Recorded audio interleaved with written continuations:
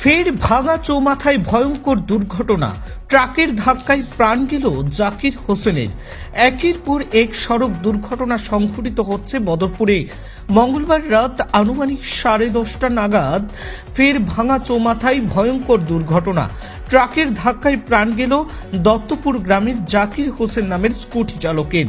স্থানীয় সূত্রে জানা গিয়েছে, মঙ্গলবার রাতে বদরপুর থানার ভাঙা তেমাথায় দ্রুত গতিতে আসা একটি ট্রাক গাড়ির চালক জাকির হোসেনের স্কুটিতে সজোরে ধাক্কা মারে। স্কুটি আরোহী উপর দিয়ে ট্রাক গাড়িটি চালিয়ে নিয়ে পালিয়ে যায়।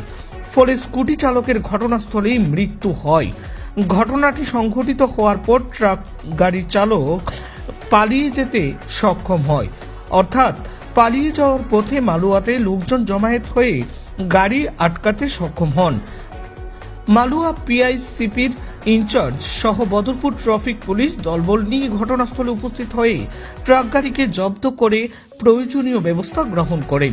বদরপুর পুলিশ জাকির হোসেনের নিথর দেহ ময়না তদন্তের জন্য করিমগঞ্জের সিভিল হাসপাতালে পাঠিয়ে দেন।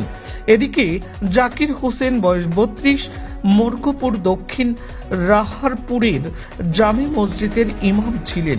বর্তমানে তিনি গুয়াহাটি ছাগাঁওতে ইমামিত করেছেন বলে স্থানীয় সূত্র জানা গিয়েছে। ব্যুরো রিপোর্ট, বদরপুর বার্তা নিউজ। যে ঘটনাটা বাঙ্গার চৌমাথায় হয়েছে, এটা মানে আই উইটনেস হিসেবে কইতাম পারি আর নিজরে বড় দুঃখ লাগছে ঘটনাটা দেখিয়া। আজকে পরপর দুইটা ঘটনা আছে আজকের দিনে বাঙ্গার এই অঞ্চল, দুইটা ঘটনা, একটা লামাজুয়ার আর সেকেন্ড ঘটনা আমি আই উইটনেস। আমরা পয়েন্ট ওইখানেও আমরা গোরাখণ্ডর রিয়াজ ভাই আর আমার ইফজাল ভাই আমরা গপ করি আর বাঙ্গার পয়েন্ট ওইখানে।